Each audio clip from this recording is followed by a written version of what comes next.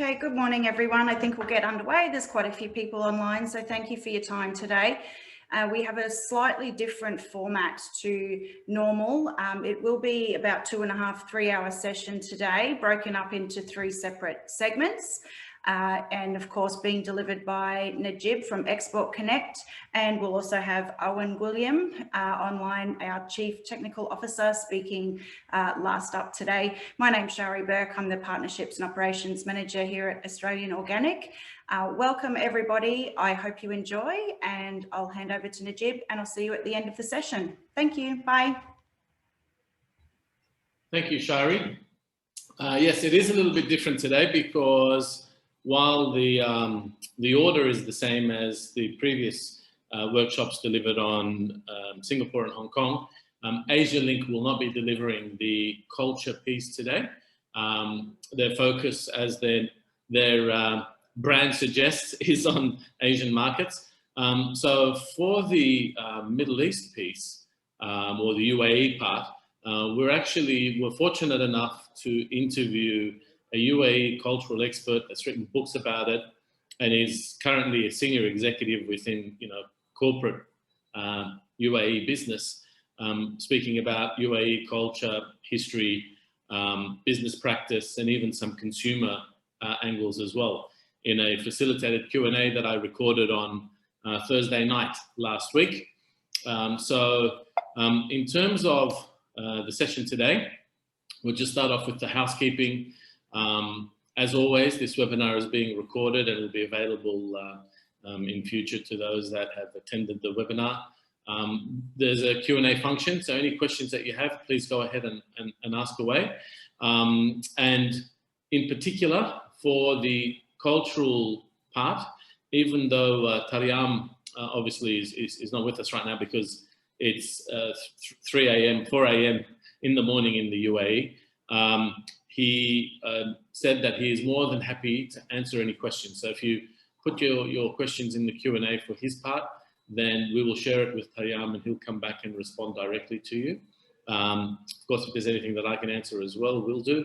But throughout the whole session, including the part where I speak about the UAE market, please ask questions. And when Owen is speaking about export certification, the UAE market in particular, please ask questions of him as well. We will have 2 breaks, one at 12 p.m. Like Sydney time and Brisbane time and Victoria time, and one again at 1 p.m. Acknowledging the fact that it's a 3-hour webinar, and so you will need to have a comfort break or send that urgent text, letting your factory know that the 40-foot container order from the UAE is coming in.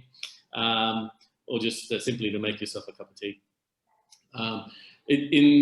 In the past, we would be all in a room right now and we would have already shaken hands and exchanged business cards and shared some stories. But in the online world, we don't have the opportunity to do that so much. So, so that you know who else is attending this webinar, so you can get a little bit of a visual of who's listening in. These are all the brands, people, executives from these brands are on this webinar learning about the UAE market. It's also, we've seen that probably about a third have also have attended the Singapore and Hong Kong webinars as well. So many are coming in and going through the whole process, the whole series. For those of you that don't know who Export Connect is and why I'm even involved, we've been around for, we'll be 4 years old next month. And in this time, we've helped over 120 clients by delivering more than 180 projects covering 20 markets. So we help companies individually by helping them understand market dynamics, their competitors, developing their pitch decks and introducing them to pre-qualified buyers in order to open new markets or grow markets. And we've also worked with stakeholders by providing market programs and workshops and forums, of which we've delivered over 90 of those, of which nearly half are now being delivered online. And so, we're basically what we're known for is our market expertise, international market expertise for the food and agribusiness sector specifically. So for today, we're going to start off by playing the recorded Q&A with Taryam, and then we'll take a short break. Please send your Q&A questions through the Q&A function along the way. Then we'll look at the UAE market. So we're going to look at market selection factors, the economic and demographic overview, consumer channel overview, category and trade data. We'll then also start looking at some in-market competitor data as well. So we'll look at what are the factors you need to consider, along with some examples for the categories that are most represented amongst the group attending this webinar. We'll then go through the market selection scorecard, which if you, potentially you could have been collating some of the data that we've been sharing for Singapore and Hong Kong. You can do the same for the UAE. By the end of this series, we're delivering 8 different markets. You'll be able to run a scorecard across 8 different markets. We'll also share a little bit about what support is available. We'll then take a break, and then Owen will come in and speak about organic certification for export with the UAE in mind. So, a little bit about Taryam and why we were so excited to have him on board. He is the head of corporate communications at Emirates Water and Electricity Company. So, he's a heavy hitter. But he is actually very passionate, and you'll see this in relation, like you'll see this in the video, about helping people understand UAE culture, history, social norms, business etiquette. He basically wants people to be able to come and work with Emiratis and not feel uncomfortable or unsure about what mistakes they could make. He also makes it clear that some people will make mistakes, but it's about acknowledging those and continuing to move on. He's also the head of the Middle East Public Relations. So he's served on the strategy board for Middle East Public Relations Association. And as I mentioned, he spearheaded the first virtual leadership majlis and UAE cultural workshops. So I'm going to be playing the video now. So just give me one moment. I'll turn myself off.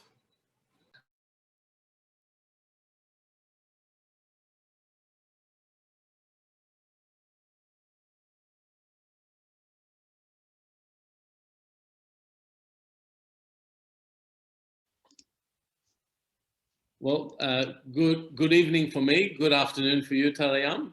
Thank you for joining us today. My pleasure. Thanks for having me.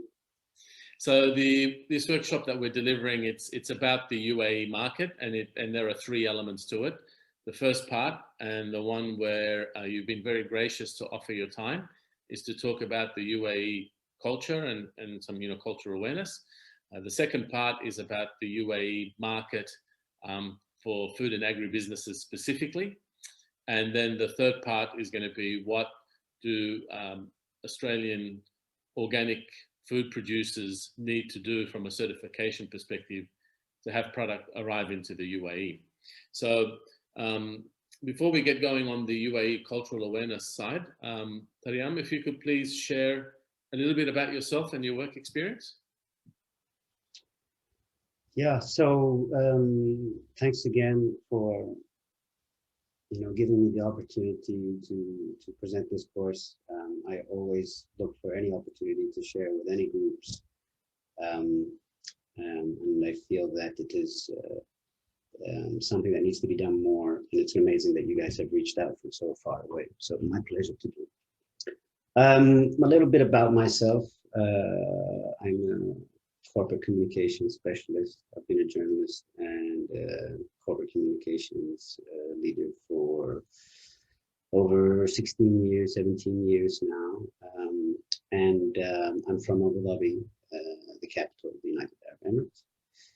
And I got into this course. I began or developed this course simply because of the fact that even starting off in newspapers and as a journalist, working for Arabic and English newspapers, and then going into the corporate communications field. Having been fortunate to be educated abroad, lived quite some time also working abroad in different roles in different countries, in different regions. So that gave me the opportunity or the ability to just see how much business is affected between colleagues, departments, and even, you know, broken out sections and agencies due to the fact of miscommunication when it comes to culture. And so I had watched this for a few years, and like I always say, it was like watching a train wreck every single time, unnecessary train wreck. There's, you know, people are on the same page, but they don't realize they are, and it does affect the people. You know, there's higher turnarounds in companies with lack of cultural communication, understanding, and people who are investing, whether it's inside the UAE or abroad, definitely get affected by this same concept. And so I've spent much of my time writing about this, much of my time presenting this on large scale companies and even online. So that's what we'll be doing here today. And where abroad have you worked? Part of my the various roles were global. So as Etihad Airways, I was head of the Indian subcontinent UAE region. So often I spent almost half my time in the Indian subcontinent. For Taqa, I was a global head of communications. So this allowed me to work in our many countries: Ghana, Amsterdam, Canada, UK, India, and more. And then I also spent 2 years on the ground in Kurdistan, living there, also directing corporate communications for the function there as well. And some work in Turkey and some other countries as well, where I sort of started off the communications from the ground up, startup development. And so, yes, even those travels, even those times abroad, I was constantly trying to be an ambassador for the Emirati culture, which was not very much understood. So, almost. So, Taryam, you said almost every country except Australia. Well, I've been to Antarctica too, so. Have you been to Australia? I have, sorry, yes, oh, yes. Sorry. You broke my heart for a minute. I mean, you guys are so low. I'm going through the map and I've sort of skipped you guys. So yeah, I was often in Sydney. We opened in the Etihad Airways new routes in Sydney, so we were there quite a bit. So yeah, I love the Australian functions. It was always nice to be there. Oh, fantastic, good. Well, you're always welcome to Australia. So don't be a stranger once all the borders open again. I know in the UAE your borders are open, and you're welcoming travellers. In Australia, it's pretty tight control at the moment. So in terms of the UAE, I mean, if you could please share a brief history, because for me, I find the UAE such an amazing, unique part of the world. To think that, you know, someone that's in their 60s or over potentially was, you know, living a desert lifestyle, and now there are skyscrapers and luxury cars and freeways and Formula One. You know, it's, I mean, in one person's life, to see that change must be incredible. If you could share a little bit of the history and how it came to be like that. Yeah, you know, so we, as a country, as you said, I mean, the UAE, though, you know, there's a misconception that, you know, it was just for nomads and moving Bedouins. There was actually many historical sites and excavations that have shown that there has been people in the region for thousands of years. I remember working on a site behind my university, and the writing there was the earliest form of writing in the region, and it dated back to like 4000 BC. So there's evidence even further than that. There's always been a strong presence here. Now, up until the late, so yes, so early 1900s, up until that point, it was very much a simple country, well, not even a country, just a constant movement around from here, Oman, Saudi Arabia, Bahrain, Yemen, and then also the Levant area as well. So there's constant movement. But then oil companies came in the 1930s, and then slowly the discovery of oil. Before that, it was very much based on pearl fishing. Even the pearls would die, like even during the days, way back during the days of the Roman Empire, the pearls in the UAE would dye the clothes of the Roman, the red capes of the Romans. So, I mean, up until the 1900s, it was very much exchanging these projects, pearls and pearl diving. And then with the synthesized creation of the Chinese pearl, the business, and it was sort of an economic drop within the UAE. So quite humble, quite poor, most of the community. And that was the way it was in the desert, you know. It was, I remember a gentleman who's now considered, I think he is the wealthiest man in Abu Dhabi, was sitting and telling me, and he said during the days, and this is probably in the 50s or 60s, said when the caravan of the dates used to come into our village, we used to attack it because of how hungry we were and we couldn't find food to eat. So, you know, a lot of people were having a tough time. And then with the introduction of oil, it quickly began, well, not improvements in the country, but there's a lot of wealth that started coming in.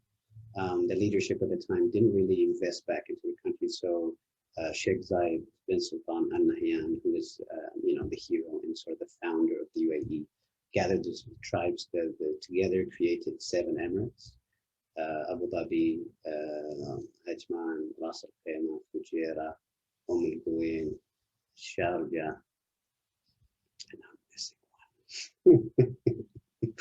one. Dubai, goodness. Easy to forget. Right? And then he started reinvesting back into the country, and that's what we saw, you know, from 1971 is when we officially broke our treaty with the British and had independence. And then from then until now, it's just been, you know, centuries for other countries, centuries of development just happening rapidly with over 50 years. So it's been quite a change, definitely.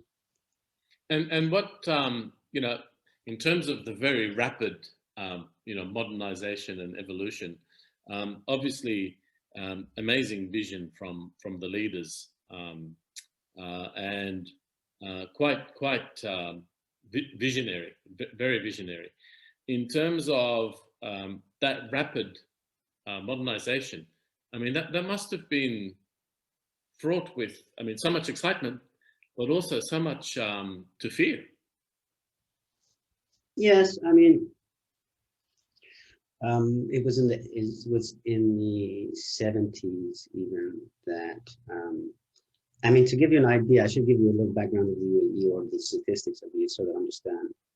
So there's over 8 million population, I think it's estimated, and I think about 1.9 million are the nationals, UAE nationals, and everyone else are expats.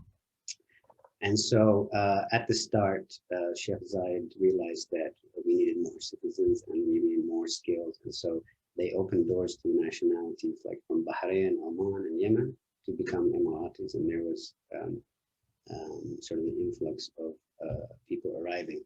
And even then, with the people who are with the same culture in the same region, even then it was a little bit scary to have people from the outside suddenly come.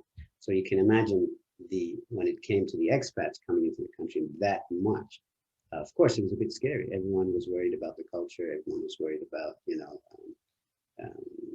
obviously like development, focusing more on expat development than Emirati development. But the leadership, you know, made it very clear to all the citizens that we're welcoming all the expats with open arms. We're going to develop the country together. And then he focused a lot on the preservation of the culture too. So he's managing both sides. And so it's been a very successful symbiosis relationship. And I think from other countries in the region, we've come quite far to living very peacefully together and benefiting from each other's experience. And you mentioned earlier the 7 Emirates, including Dubai, and are there any difference between the Emiratis? But here in Australia, we have several states as well, and we often, in a joking way, refer to people from the other states as being different. In the Emirates, is there actually any difference between the Emirate, the people, the locals from the different Emirates? Yes, my father actually, God rest his soul, wrote a book about the different cultural norms between village to village, not even state to state. Right? So there are a lot of differences, but minor differences, greetings, words.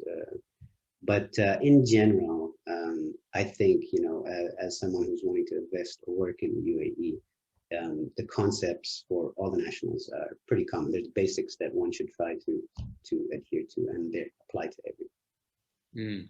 So if a food business is looking to export food products, sometimes they may consider going to Dubai instead of Abu Dhabi, or going to Abu Dhabi instead of Dubai, or going to both. I mean, like, do you think there would be some kind of a difference in consumer behavior between the Emirates, generally speaking? Yes. And so to understand the map of the United Arab Emirates, Abu Dhabi Emirate is about 65% or so of the country, and then the rest of the states create the rest of the country, right? And so development in terms of economy, business, commerce, is probably, it's between Abu Dhabi and Dubai. I mean, it's a lovely, healthy competition. So everyone is working to be, very much ahead of the time. And for the rest of the Emirates, and I think probably your colleagues are probably going to, at one point in time, go into other Emirates for other things. And they need to realize that, the further, we don't want to call it by a region, but really the further west you go, the development is less due to just having the size, and the resources are more limited, and so each place is developed a little less. It's in comparison, there's some higher than the others. But with that, when the development is limited that way, the culture or business culture is probably not as developed as Abu Dhabi and Dubai. So I think more patience, more preparation of seeing differences. While in Dubai and Abu Dhabi, they're quite used to working with expatriate companies investing. Even within them, there's areas in the government where are not as much business culture developed. But with the other states, definitely more patience and more, as I said, preparation for things to go very different than you expected to. Well, and so on that point, what influence have expats had on UAE culture first, and then on the way of doing business? Yeah, I think the expats' influence in the culture has been, very positive. As I say, in Abu Dhabi and Dubai and other regions, it's allowed us sort of. We've been very fortunate. Like even me growing up, we've been fortunate to be surrounded by so many different nationalities, and so with this open-minded view of so many cultures and nationalities.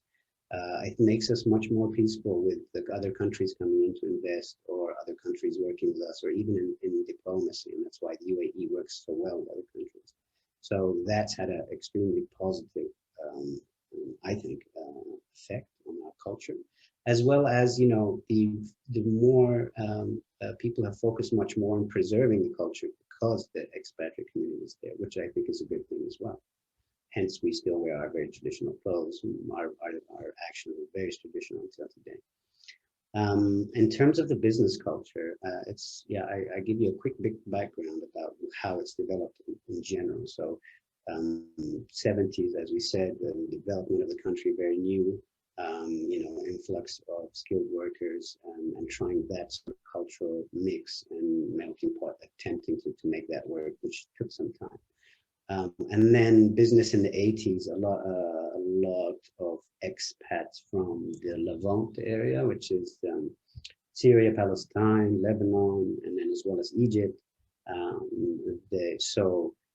The cultural change a little bit over there. It became not as efficient as it should be, simply because these countries also were very limited in their development as well in terms of business commerce. So it did improve, but not so much. And then there was a lot of it was very disorganized in terms, so a lot of things were lost, a lot of investments were wrong. And so at the first, I would say this relationship sort of brought into question the relation or put challenges in between the relations of expats and Emiratis, because it was clearly showing that it was going the wrong way. But then lesson learned, moving forward, we opened up or expanded our invitation to so many other countries. And then so it went from sort of confused business culture in the 80s, and then it went into sort of a bit of bureaucracy. And so we were in a business culture which was very limited in terms of actual work time. There was a lot of family time. I remember my father used to go to work 4 hours in the morning, and then 3-4 hours would be given for lunch and family, and then they'd go back to a couple of hours work later, because family was very important. Nothing, family comes first before the business. And then that started changing over time as businesses, more international businesses, more expatriate communities moved in. And that business culture started to change, where priority is work, and then, family, you try to balance it. But still, as I said, there are still many government entities in Abu Dhabi, Dubai, which many of your colleagues may end up working with, who are still on that back foot when it comes to the business culture. So it's very slow. Response time is quite slow. Again, having to have more patience with, every country has them in the government sector. You just have to be patient and keep being persistent, even though things don't fall through. I guess for most of the people on this webinar, their involvement with UAE government departments mostly would be around import, customs. You've got your free trade zones.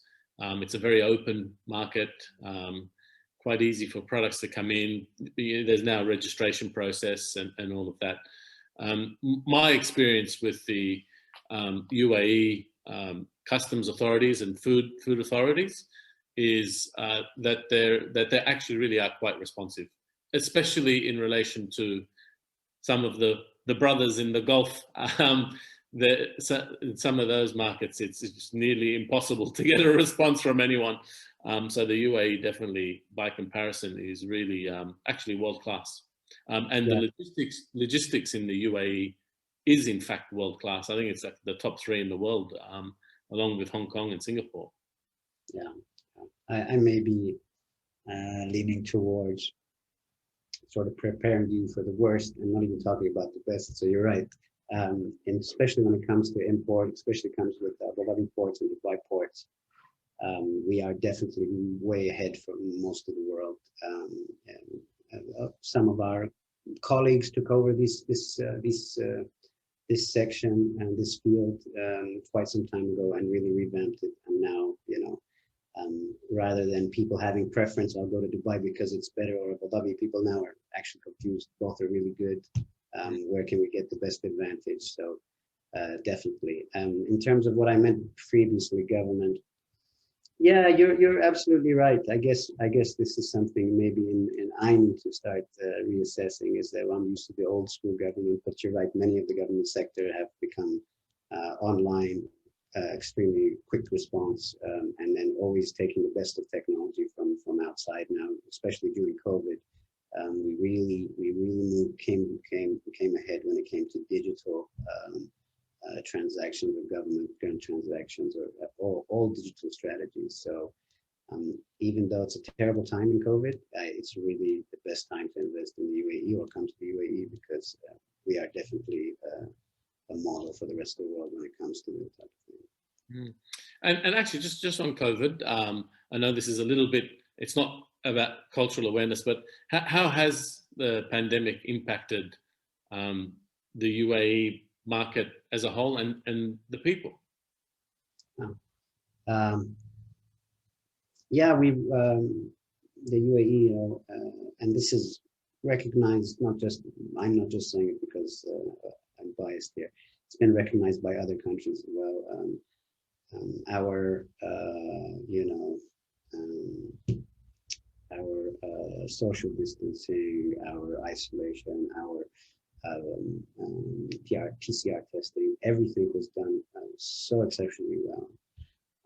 And now the rollout of the vaccine is just as strong. I mean, most of the population are now very close to being. I think he said by in a few months everybody should be vaccinated.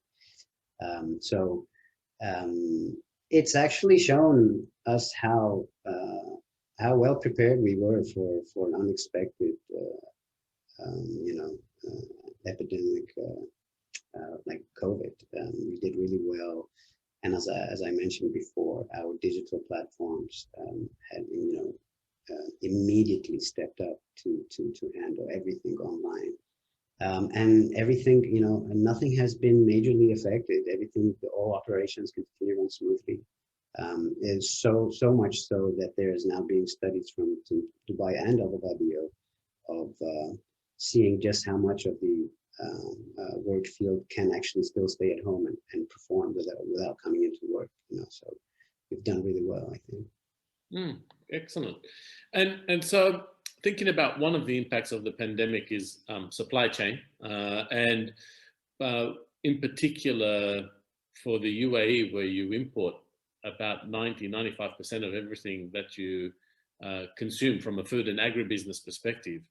I know there was like initially quite a you know, a sense of nervousness, and so import restrictions or import requirements were relaxed.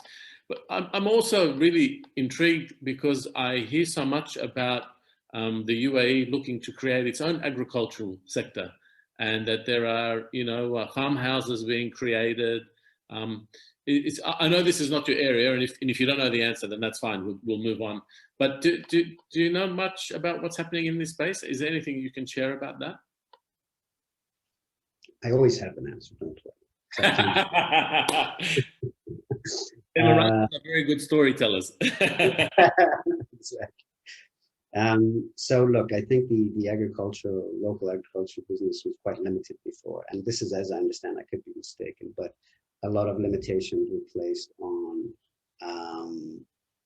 I remember wanting to actually invest in opening up an organic farm, vegetable farm in Abu Dhabi, and I had, you know, the business proposal was ready to launch, but I couldn't because there was limitations on the government of how much you could sell without endangering the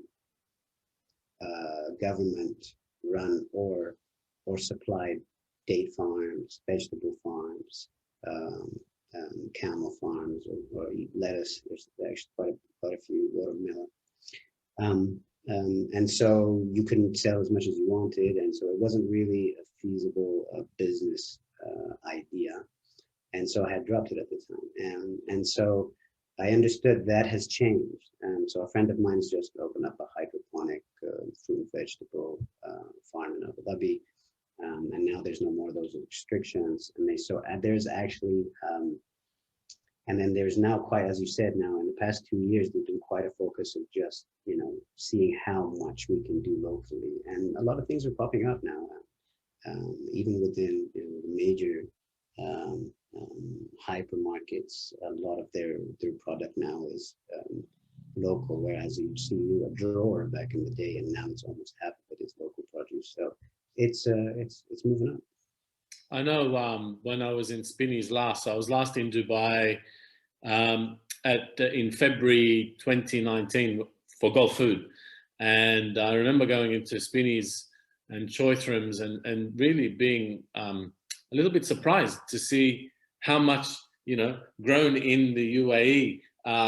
So, I mean, you go to other countries in the world and it's the same, you know, all Australian grown, you know, French grown.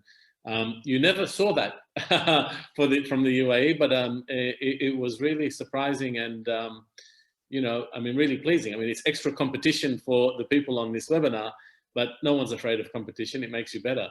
But it was really encouraging to see. Yeah, it's definitely, and also the organic field as well is starting to boom in UAE as well. So Not only are we doing local produce, but we're actually focusing on going the right way with the organic. So it's a good option. And we've opened up our doors. Actually got more competition because now Israel will be working with the UAE and selling over their products. So you guys have more competition coming in. Good. We've added on another country as well. It makes everyone stronger. So where do you shop?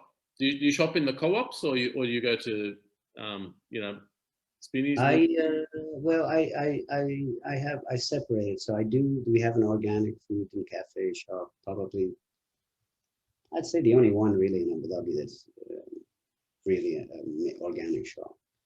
And so a lot of my products come from there because they're actually, not only organic, but actually cheaper than the hypermarkets outside. And then for basic requirements for the house, we'll go to the Lulu hypermarket because it's also good quality and less. And then Carrefour, and then Spinneys for the things that you cannot find. That's when you head on to the Spinneys, when you go on to the Waitrose. So items that are not easily sold. So it's different level. Okay, good. No, this is you're mixing it up. I love it. And so on that point, the fact that you actually are mixing it up and buying it from lots of different outlets. Do you buy much of your groceries online, or you like to go into the market and feel it and look at it before you buy it? We started, since the pandemic, we started doing a little bit online, but honestly, I think we still prefer to go and visit the stores. My wife definitely loves to go. She wouldn't do online. No, me too. In fact, my wife won't come to the supermarket with me. I take too long. I annoy her, but it's also part of my work, so I can't help it. So on that basis, then, many of the people on this call, when they are going to do some, deals, hopefully in the UAE market where they are competitive enough through the good quality product that they have to get in, we'll be dealing with buyers from retailers, distributors, e-commerce platforms. If they're dealing with, the co-ops, they may end up meeting with an Emirati buyer. But generally speaking, most of the buyers they'll be meeting will be from the subcontinent, from Lebanon, maybe South African. So many of the buyers that are there, even though they're from many different cultures, they're expats. From my experience, many of them have lived in the UAE for a long time. It's not like they've just come in 5 minutes ago and they're there now. So how would you, what kind of advice would you share to the people on this webinar in approaching them? So you've got, you were speaking about Emiratis and that sort of respectful element. How do you, what kind of advice would you give in relation to the buyers that are expats? You see, growing up in the UAE, as I say, we're very fortunate. And so we know what to say to which culture, in which way they like to be heard. And that's the gift that we have. So we have a cultural course for every culture when we go deal with expats. But you're right, a lot of expats, if not all, because when they're dealing, you may be dealing directly with them, but they're dealing with a lot of government entities as well. So surely part of the Emirati work culture is passed on to them. So a few things, I think, in general, and it's also, you get UAE nationals, but most Arabs, and then because of that, probably other expats as well. A few recommendations, rather than lean towards the Western, or I don't know, let's say other countries of being direct, being efficient, not wasting time, and being completely, conscious of keeping everything on time. I think with us, it's different. I think, even when you come in for the greeting, you'll even see some Emirati greetings last for like 5 to 6 minutes.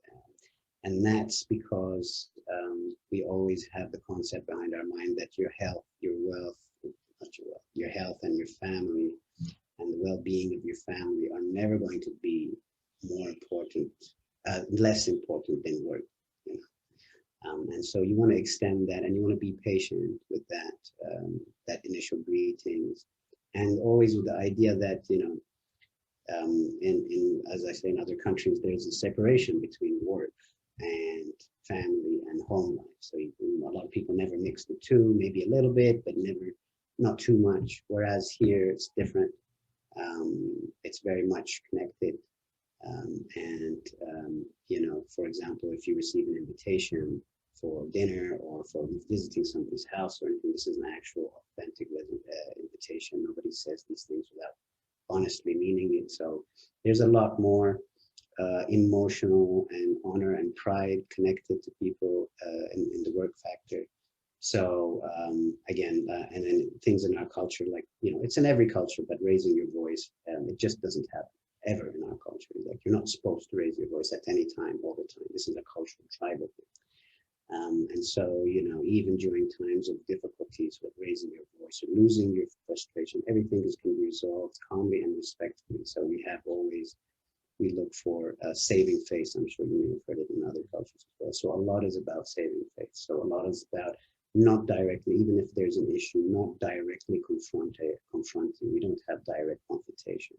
Always a long diplomatic way around it to ensure that the insult will never, because also Arabs are very much, as I say, we're proud people. And so in these types of things tend to resonate deep with us. As I say, it's more emotional connection to the business culture. So always keeping that respect in mind. And then understanding that, you know, mistakes will happen. And then, you know, the best thing to do about it, you know, you're not going to understand all the cultural thing. But if you feel or sense that you've said something wrong or may offend it, the best way is to talk about it immediately. Ask if you've done it, ask, you know, if something happens, rather than keep it inside. And that if these things continue to build, you're going to start developing, which happens to many people, your own protection, and then your own sort of, I would say, you know, resentment, not resentment, but, you know, a worry or thought into going into meetings if these things will happen again. So it's adding on a layer that's not good for your business anyway. You all know to be good news, you have to be level-minded. And so being part of any new culture, it's always good to ask, you know, if you sense something different, did I say that wrong? Did I mean it? And learn from these things and not be afraid to learn from this mistake. Mm. And so thinking about, so again, when dealing with buyers, I have to say in the Gulf in general, it's 99.99% males.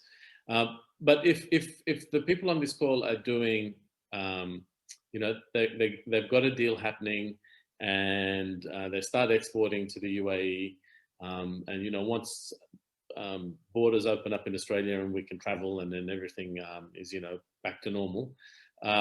If that's even, if normal is even a thing anymore, you know, they'll have to come into the UAE, and invariably they'll be going to networking functions, probably, you know, chambers of commerce or government or whatever, in which there will be Emirati ladies there. How do they approach Emirati ladies? You know, here there's sort of this idea that for Arab women, you know, there's very much meant to be a big distance. How is it actually? Yeah, good question. So in my full-on sort of culture workshop course, I have an entire section dedicated to Emirati women. And that's because there are, you know, things to keep in mind and to prepare for when dealing with Emirati women that are pretty standard across all states or all Emirates in the UAE. So rather than have a question if it's changed over time or not, most of it is still very much developed, and that's done in a way to ensure that from birth, during her, you know, upbringing, work, education, work life, everything, she is quite well protected and cherished by family, friends, and colleagues. And that includes, as you say, distancing. So they have, even us as, you know, brothers or fathers, we also follow that concept of making sure that there is sort of circumference around any lady that's never disturbed. And so this is one of the biggest miscommunications that happens, or cultural clashes that happen with expat men, is that, as with every other culture or their culture, they will enter closely to talk to Emirati women, or physical contact. So there should be no physical contact unless if it's a handshake, and I'll get to the handshake in a bit, but to make sure that you're not in that space. Of course, we're not talking about something very far away, but sort of like half a meter to a meter, comfort space between them. So even if I go in the elevator, I'll sort of go as far as possible from the lady that's in the elevator to make sure that she doesn't feel endangered or her space being, and even in meetings, I don't have to sit, if it's an empty meeting desk, I'm not going to sit in the chair right next to them, and we give them a little space so they can feel comfortable. I won't close the door in meetings unless, there's a lot of people, but if it's just me and one-on-one, I'll keep the door open so they feel comfortable. So they're very much still in the mentality of, having a respectful space around them. Now, another cultural clash that happens all the time is the greeting. And so a lot of expats will come in and put their hand out, as everyone does, right? But many Emirati women don't shake hands, and so this is always causes an awkward situation. Either they have to shake to save your embarrassment, but you're guilty about it, or they won't shake and you're stuck with your hand outside. I mean, everyone knows how awkward of a position that tends to affect people's immediate opinion about each other, both sides. And so the best thing to do is just, you wait until she makes the first move, someone and shake hands, but if they don't, they'll have their hand on their chest, or they're fixing their headscarf, or their hands behind their back, and that's the message to say, no, I don't shake hands. And this is the same for women and men, not as much, but there are still Emirati men who don't shake hands with ladies. And again, for the ladies on this, your colleagues on this call, the best thing is to wait until that person extends their hand or doesn't extend their hand. Other than that, other tips for working with Emirati women, I mean, no matter how close you are or how many, comfortable you are, like the conversation has to be very high and have a high level of respect. Rather than we get comfortable, we sort of let some things out in terms of our communications or stories or whatnot. It still has to always be at an extremely high level. I always say, like, the way you speak to your mother and your sisters is the same way you speak to all the ladies, the same. I have two stories that I distinctly remember. Even though I knew about the whole cultural part of greeting with the female, there was once that I just instinctively, even though I knew it was wrong, I put my hand out, and she put her hand on her chest, and I was like, oh, I'm so sorry, I forgot, and just kept talking, and it was okay. The other time was when I was walking through the trade show with a distributor, and we got along really well. We were doing good business and everything, and when we were walking down the aisle looking at products, and then he reached out and grabbed my hand, and my instinctive reaction was, oh, this isn't what normally happens back at home, but I knew he was showing his respect for me and respect for our friendship. I knew it wasn't anything else. What feedback do you have around something like that? Actually, I have a section in my course just about that. I forgot to say that. So yes, we have that. And it, as you say, it's a good thing you say. So think about any male holding your hand, the discomfort that you feel. It's almost that we've learned to sort of have that sort of protection around us and our personal space and limitations of physical contact that,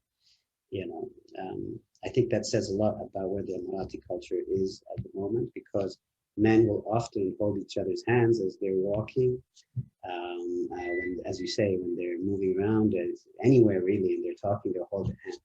And that is to, exactly what you said, it's to show that there is absolutely no walls or restrictions between us, and we are family, we have love between us. Just like two young best friends holding hands, it still exists to that point. Like, there is that complete trust between us, and there can never be anything negative or any negative intentions between us. So I think it's quite a beautiful thing. But people tend to say, oh, I didn't realize they were so ahead when it comes to the LGBT community. So it's not the case, even though we are far ahead, I would say, but that's not the case for this incident. Well, off the back of that lovely, respectful sort of gesture that we see with holding hands, I feel like you've done an amazing job at sharing some insights, providing some clarity for the Australians on this call to have a little bit of a better understanding about the history and culture of the UAE, and bringing that element of expats as well. Is there any final comment you want to give before we close? Now, just one last comment is that, the Emirati culture, and I think a lot of people are also, because of the way the culture has developed or grown, a lot of people also need guidance from your side to how your culture works as well. And so, I think it'd be nice to come in with a sense of not only having to, try to understand the culture you're working with, but also to educate others about your culture so they know how to work with Australians in the future. So it's a give and take that I think would work best for everyone. Yeah, agreed. Partnership, collaborative kind of model. That's the best way to move forward. Well, Taryam, you've certainly been very collaborative, and on behalf of everyone that's listening to this call, I really thank you very much and appreciate all your time and effort to share about your culture. Hearing about your background, obviously this is something that you're very passionate about. So congratulations on that. Despite the fact that there's been such rapid modernization and change, you haven't wavered from your core, and I think that's beautiful. Thank you very much. Appreciate those kind words. Thank you very much. All right. Enjoy.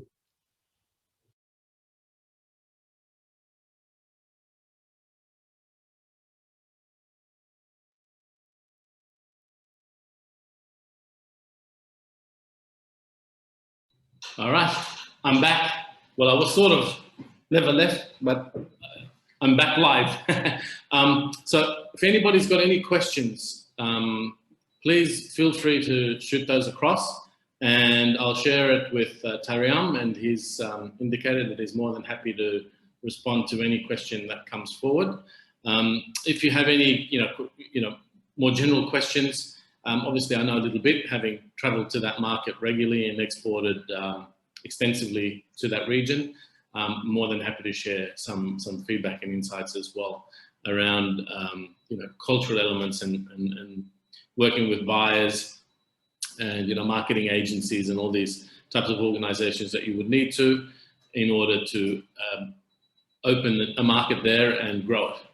So for now, we will take a 10-minute break. So at the moment it's 11:55 in Sydney. So if we come back at say 12:05, and then we'll start with the market insights. All right, see you all in 10 minutes.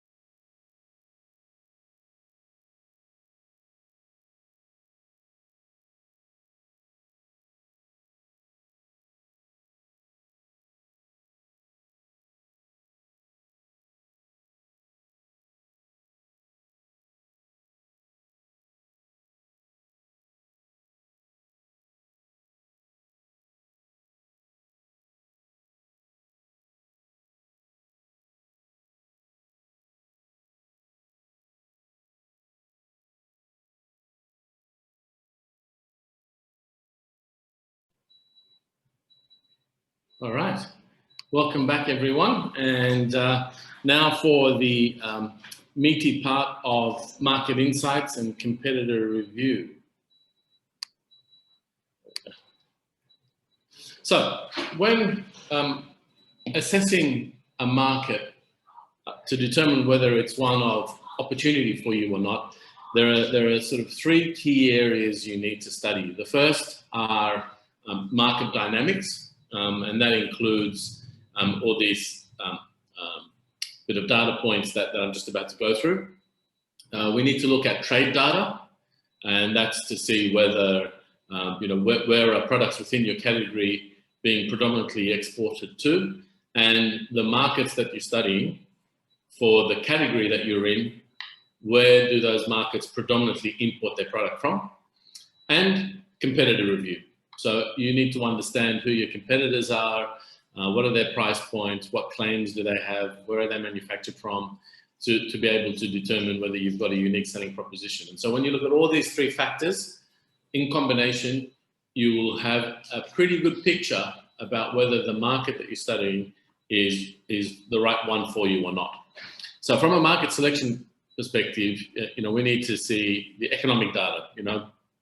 What's the GDP? How's the GDP growth trending? Is it growing or is it negative? In particular, when we're looking at pandemic time, it's all declining. We need to look at demographic data. We need to see what's the demographic like, from a cultural perspective. Female, male, young, old. All these elements. Is it mostly urban or is it rural?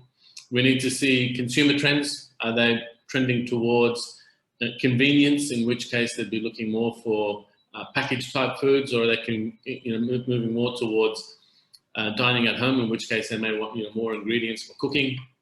We need to look at the market size. Is it a big market? In the UAE, when we look at that, it's less than 10 million people, so it's not a big market in comparison to, say, China, which is over 1 billion people. But that on its own is not enough. It's a factor, but it's not enough. We need to look at the market growth prospects. Is the GDP growing? We need to look at your category size, and then what's your category doing in terms of growth prospects? Is it growing? Is it declining? What are the trends around your category? People looking for healthier alternatives of your product. Certainly, we're hoping they're looking for organic variants of your product. We need to look at channel trends. Is your product predominantly for supermarket, retail channels? Is it predominantly for food service channels, or is it predominantly for e-commerce? And is it a combination of all of those? And what's happening within? Is the retail, our supermarkets downsizing, for example, and therefore you're better off going in with your top 4 SKUs and going in with your products that are smaller packaging, for example. From a food service perspective, are they looking at buying in less quantities, as a lot of restaurants and cafes is trying to get themselves back up and running? From an e-commerce perspective, is it trending so fast that you need to really look at packaging your product in a way that allows it to be durable through transport? Who are your competitors? We mentioned that. I mentioned that earlier, and in fact, we've got a whole section dedicated to that. So I'll leave the explanation of competitors for then. What are the dispersion rates? So is the market dominated by only a handful of retailers, or is it that it's spread across multiple retailers? And so, do you need to get into bed with one, or do you perhaps need to really focus on having a distributor model, market entry model, where you can access all the retailers because no one has that dominant share in the market? We need to look at trade data, as I mentioned previously, and I'll go into that in a little bit more detail later on. Market access, in terms of are there any rules and regulations that may prohibit your product or require you to have very particular certificates? When you're looking at the UAE market, Arabic labeling is a requirement. Now, you can over-sticker your product, so your packaging doesn't have to be produced with the Arabic on it. You can over sticker, but to get into the market, it needs to have Arabic. It needs to have production and expiry dates. You know, if you have any element of meat in your product, it needs to be halal certified. So certainly, if it doesn't even have any element of meat, from a marketing perspective, it will be better if your product is halal certified. Are there any free trade agreements with the markets that you're looking to get into?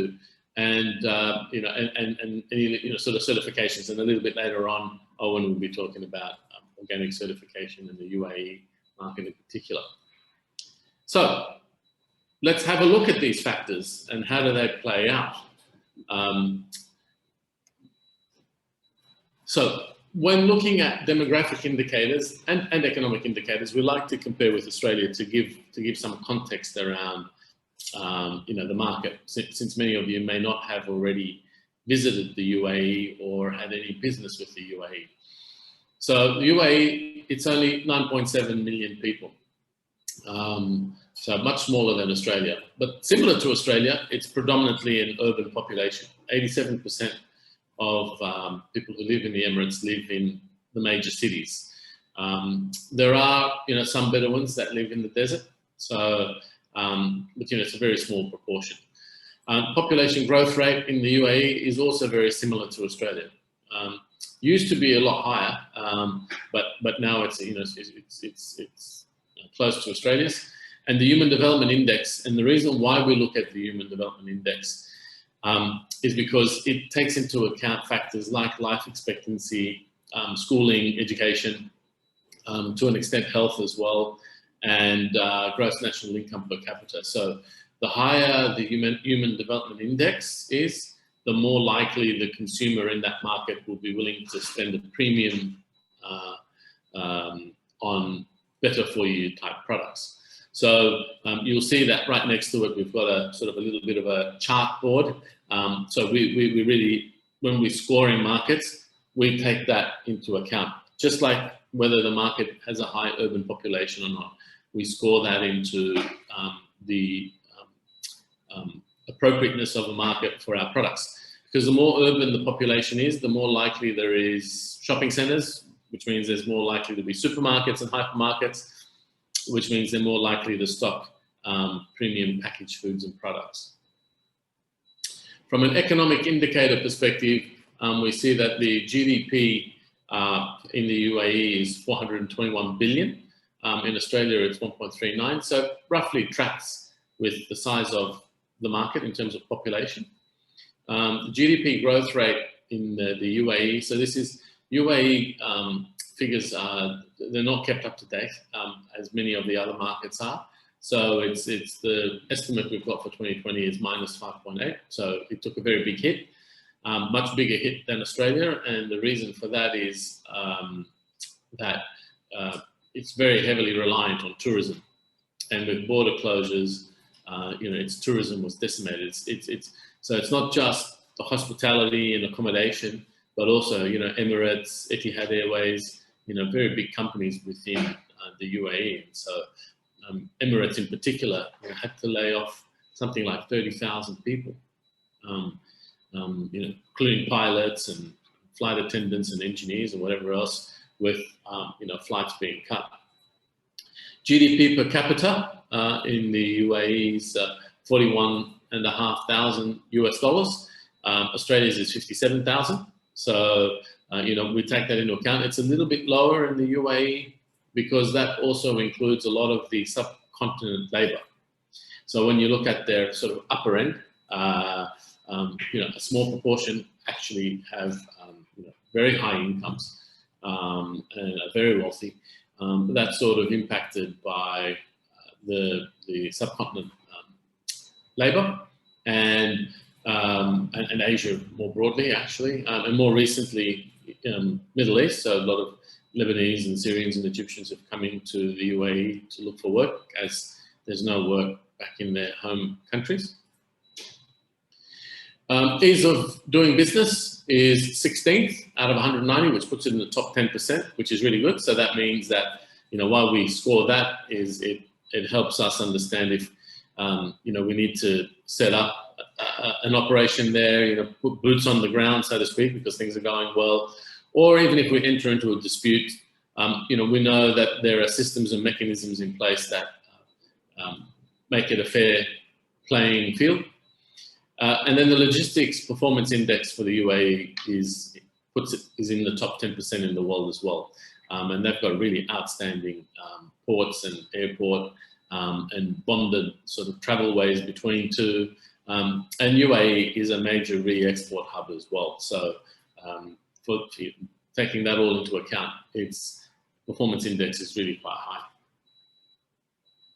From a consumer characteristic perspective, there are many similarities with Australian consumers.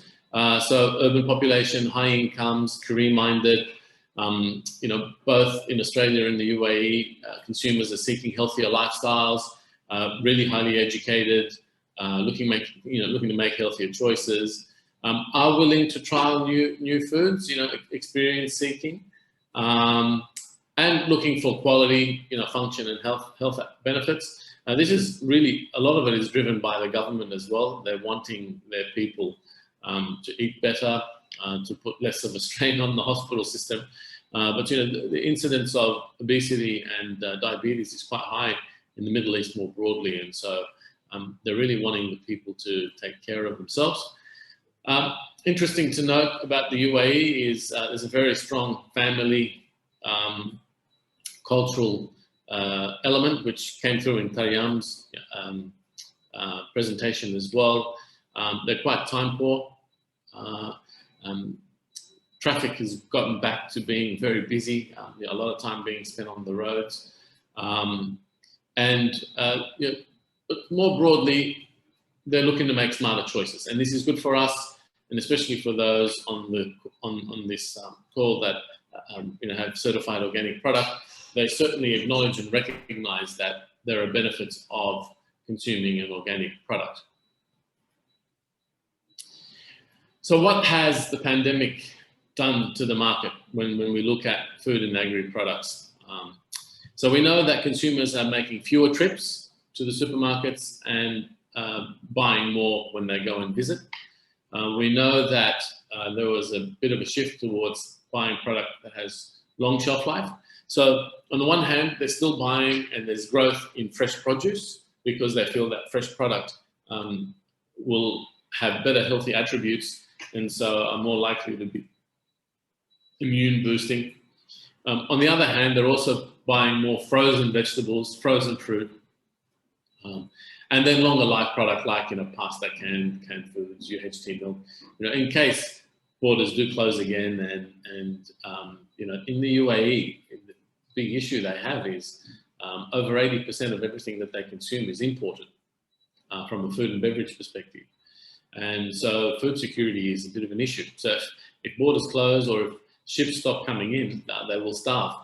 So this is sort of, pandemic has made them acutely aware that they need to have food in their pantry in case there are issues somewhere down the line in the future that they can still eat until trade lanes open up again. Online grocery shopping has seen a dramatic increase over this period. It was growing somewhat. It was already growing before the pandemic hit, but the pandemic accelerated the interest in purchasing product via the e-commerce channel. It sort of tapered off a little bit, but it's still a lot higher than what it was pre-pandemic. Price consciousness is also on the rise. So, we spoke about the GDP per capita being, demonstrating that they do have disposable incomes. And consumers in the UAE have always looked for value for money, but had a pretty high propensity to splurge on, very luxurious sort of premium foods. They're now a little bit more price conscious, partly to do with salaries being hit, jobs being lost, and the impact that pandemic has had on the tourism and hospitality sector, which would have permeated across many other industry sectors. We expect when the economy comes back hospitality and tourism will come back, and once borders open up, and there'll be a little bit more buoyancy back in the market again. But certainly, from a purchasing behaviour perspective, they are price conscious. So they are really going to be looking for value for money. So it doesn't necessarily mean that they won't buy the more expensive product, because they are also looking for healthy, immune boosting type product, but they are going to see where's the best value. Adoption of healthier diets. So we've, that was already happening before the pandemic. The pandemic has accelerated the need for that. And so previously, UAE buyers were very loyal to brands. They're still loyal to brands, but now less so, because during the pandemic, many of the brands couldn't come in. So the supply chains were such that they couldn't come in, or because of the hoarding in the home country, there wasn't enough product to export. So I know, for example, in Australia, frozen fruits and vegetables, it was all bought here domestically. There wasn't much for any of the big manufacturers to ship overseas. And then also for many of the consumers, they started buying whatever was available in their local supermarket, as opposed to going to Mall of the Emirates or some of these bigger shopping centers where they may have gone to do their shopping as part of an overall, weekend experience, doing the big shop, spend some time in a shopping center, go ski some slopes, go for a swim, pick up your groceries, maybe a TV and, some furniture as well, and go home.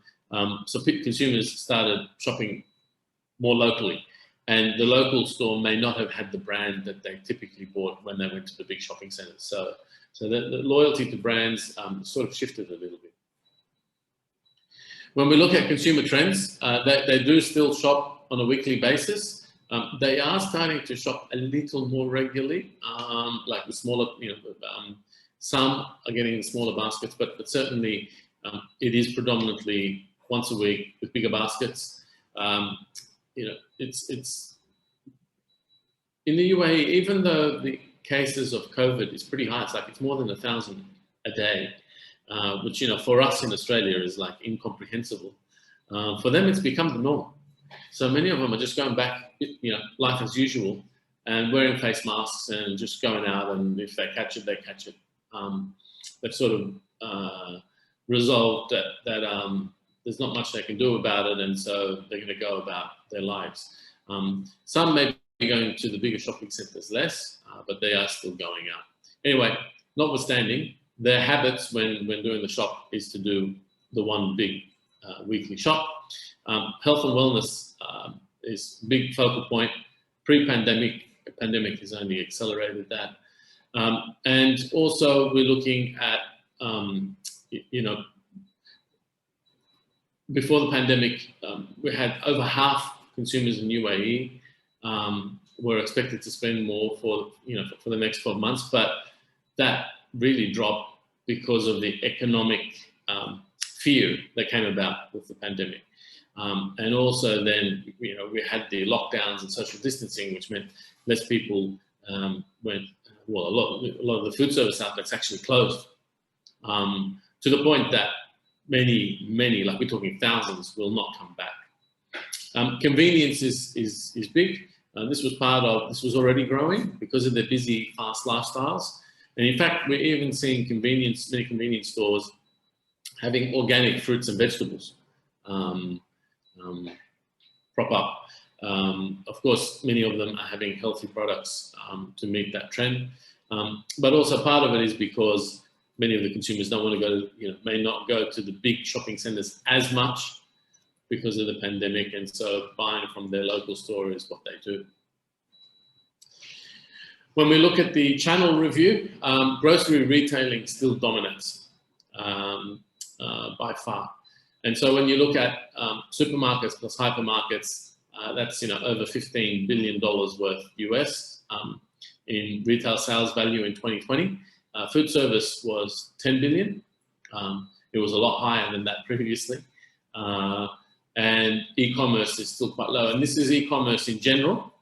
So this is not just food and beverages and fresh product. This is e-commerce across the board. So, when we look at growth rates, supermarkets have grown because a lot of consumers were not eating out anymore, and so they would buy food to eat in. Hypermarkets also grew, but not to the same level as supermarkets have, and that's largely because many of the hypermarkets, the best performing hypermarkets, are in the big shopping centres, which suffered, during the pandemic. Food service, here it's got it down as minus 5.1%. That figure is like, when you consider that this is the figure for year-on-year growth over the last 5 years, that figure is especially bad because the growth rates that he would have had from 2015 to 2019 would have been high. Food service was growing well. So to end up with a low figure, a negative figure, just demonstrates how badly hit food service was. E-commerce is a stunning figure, grew by 32%, and is forecast to grow year on year over the next 5 years by another 15%. So again, continuing to see growth, continuing to see it at a level higher than what it was pre-pandemic, but not growing as fast as it did during the pandemic year. And so we see, from a retail sales value perspective, if we look out to 2025, that grocery retailing is still going to be the dominant channel, but food service will have come back, especially once traveling happens again, and e-commerce cannot be ignored. From a grocery retailing trend perspective, all the major retailers are dedicating much larger sections to healthy, all-natural and organic food products. So that really increases the opportunity for Australian food and agri products that are certified organic and or all natural and or free from and or fortified or functional, because the retailers are looking for more products to put on their shelves that they've expanded to meet that heightened consumer demand for healthier products. We're also seeing omni-channel retailing growing there as well. So ordering online and picking up on the way home, having strong online, like the big retailers have the better online retail stores as well as the bricks and mortar experience. What's really interesting there is when you look at Spinneys, they're really are very proud of their in-store experience. And so prior to COVID, they really had a very poor e-commerce presence. E-commerce has accelerated unbelievably their e-commerce store and channel option for consumers, to the point that now they're working off the omni-channel option as well. Dubai also continues to remain a major hub for the whole region, and in particular a place where if you're looking to launch a product, you could launch it in the UAE with the view to hopefully getting into Saudi Arabia or one of the larger markets. The UAE is a small market, so you're not going to get very rich off the UAE market, but it is a launch pad for the rest of the region. And in particular, it can be much broader than just the Middle East region. It could be North Africa. So a lot of buyers come in from North Africa to look for product, and a lot of buyers from the subcontinent, India, Pakistan, Sri Lanka, Bangladesh, also come into the UAE to look for product. And a little bit less, but still happens also from Eastern Europe that come down to the UAE looking for product.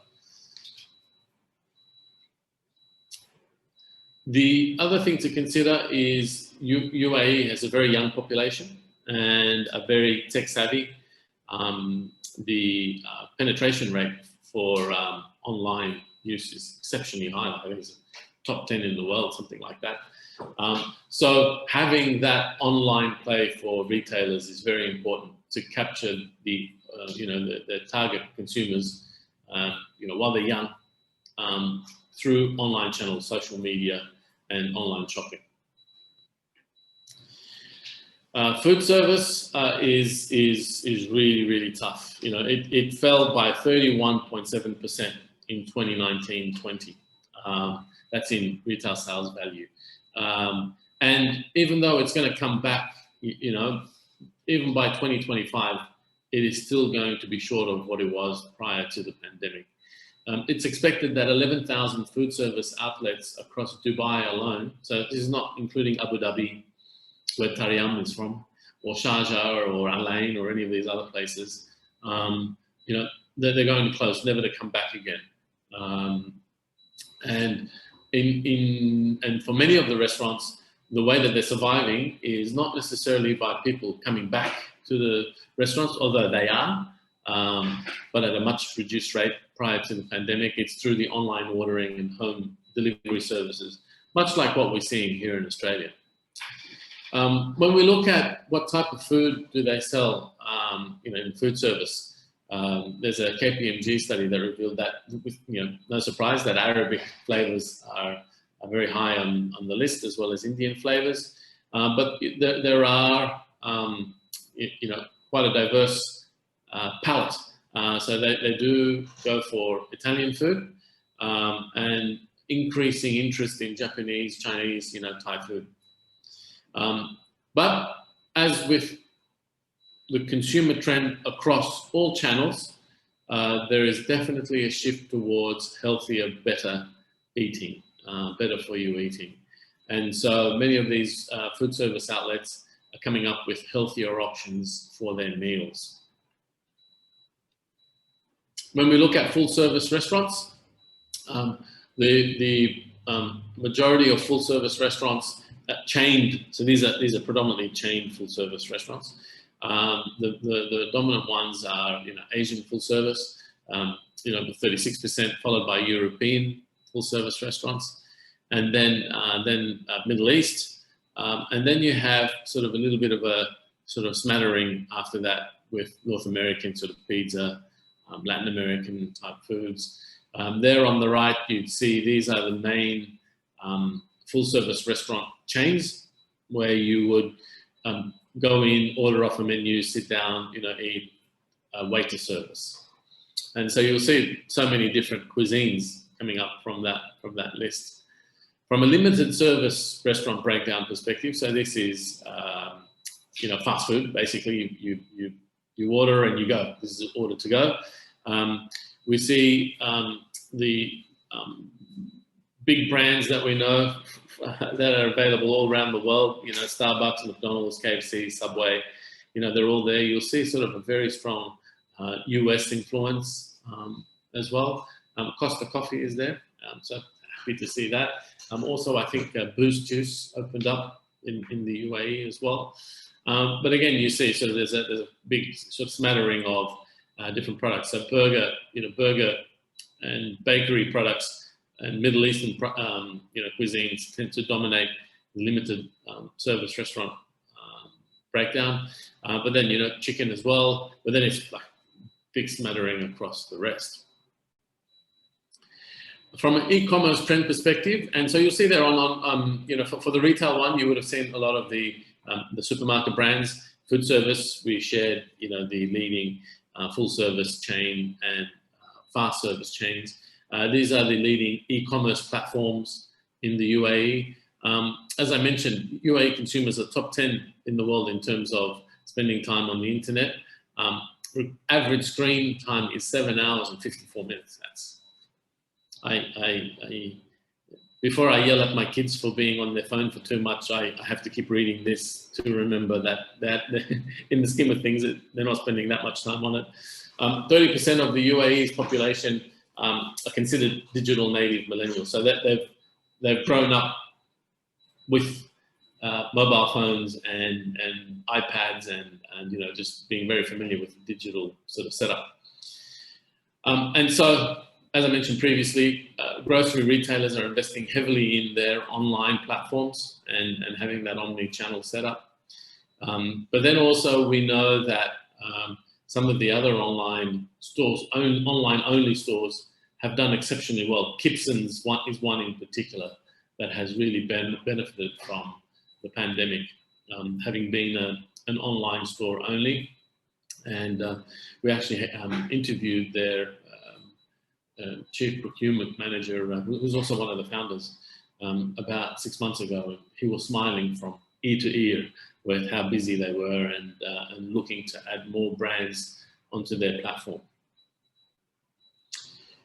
So having a look at what's going on from an economic data and trend perspective, having had a look at what's going on from a demographic data and trend perspective, having had a look at what's going on from consumer trends, and then considering what's going on within each of the channels, we're starting to build a picture now of what kind of opportunity does the UAE represent for our products and our brands. So now we need to review our categories. Now, there are 42 participants that registered for this event, and so unfortunately we couldn't cover every category of everyone that was coming in. So we've covered the categories that were most represented by the people on this call. And so, from a broad, high-level perspective, when you're looking at organic packaged foods, you'll see that the value for each category in the UAE is not high. That's a sign of the fact that it's a small population to begin with. And then once you strip out the consumers that don't have the income to spend on organic food, so a lot of the laborers and expats from the subcontinent Asia, Lebanon area. So the value of each category, organic product category, is pretty low. So what we focus on is the growth rates, just to see which are the categories that are demonstrating highest growth. So this is all based on the 2020 category review. So this is most recent data. So this is from the end, and the 2020 data that we have is from the end of 2020. So we can see baby food has a really high, 12% forecast growth. We see confectionery, organic confectionery, coming off a very low base, of course. Going to see growth. Organic dairy, double-digit growth, off a little bit of a higher base. Was the highest base out of the categories here listed that are organic categories. Edible oils, high. Rice, pasta, noodles presents opportunities. Sauces, dressings, and condiments is very high. Shelf-stable meat, seafood, fruit and vegetables. Spreads are also pretty high. So, we can see a bit of a smattering and quite a few categories that are demonstrating good growth prospects for organic packaged food. When we look specifically at fruit and veg, and so the four categories that we are looking at are fruit and veg, meat, we're looking at breakfast foods, cereals, and edible oils. So when we look at fruit and veg, on the right there, you'll see which are the stores from which a lot of the fruit and veg sales go through. Many of them are pure online plays, and many are, of course, the supermarket chains. They've experienced really high growth, excellent growth, 6.3% and 6.5%. Respectively, and so that's partly because consumers felt that having natural fruit and veg like fresh is better for their health. They'll get more nutrients from that, keeping them sort of immune from catching colds and maybe even COVID. There've also been greater awareness towards exotic fruits. Which would be for them things like cherries, strawberries, cranberries, blueberries. So again, looking for the antioxidant type benefits, and superfoods such as acai, avocados sort of somehow found their way into that. I've seen quite considerable growth as well. The UAE government is really motivating its people to eat better. And that's seen a rising demand for organic fruit and vegetables. And as I had mentioned in the interview with Taryam, within the UAE, they're also starting up their own farms, of which is to have certified organic fruit and vegetables to meet that demand. When we look at the trade data, so remember I mentioned that we need to see trade data as well to determine value. Here we look at vegetable and root. So we're looking at a very high level harmonized code, so of just 07. So harmonized codes go to 8 digits. When you get to 8 digits, you're talking about very specific products. But to be able to capture interest for most of the fruit and veg businesses that are on this call, we've gone at the highest level, which is the first 2 digits, which is 07. And so that's edible vegetables and roots and tubers. We see that in the UAE, the key markets they source product from are India, Canada, China, Australia. So we feature in the top 5, Iran. And so when we look at India, like that'll be mostly the roots. So top 5. And when we look at which are the key export markets for vegetables and roots from Australia, where do we mostly export these to? UAE is the 3rd largest. So we know from that perspective, if you're a fruit and veg business, you really need to consider the UAE as a particular option because they are already importing product from Australia. We've got good reputation. And when we look at the markets that we export to, the UAE is one of the highest as well. Fruit and nuts. So we're looking at a harmonized code of 08. So again, very high level. So that includes edible fruits and nuts. So we see from key import markets for the UAE, it's predominantly US, Iraq, India, South Africa, Iran. So it's a lot of this is like dates, nuts, Chile, Ecuador, Philippines, Saudi Arabia, Egypt. Australia is not too far off that list, so we're outside the top 10, but not by too far. When we look at where do we mostly export our fruits and nuts, based on a code of 08, it's predominantly to China by far, followed by Japan, Vietnam, Hong Kong, Indonesia, India, Thailand, Singapore, New Zealand, and USA. Again, UAE just falls out of the top 10 there. And you'll see when we look at the import data and export data. So the import data for the UAE comes from the international ITC, International Trade Center. And so they use their figures based off the UAE's Competitiveness and Statistics Authority.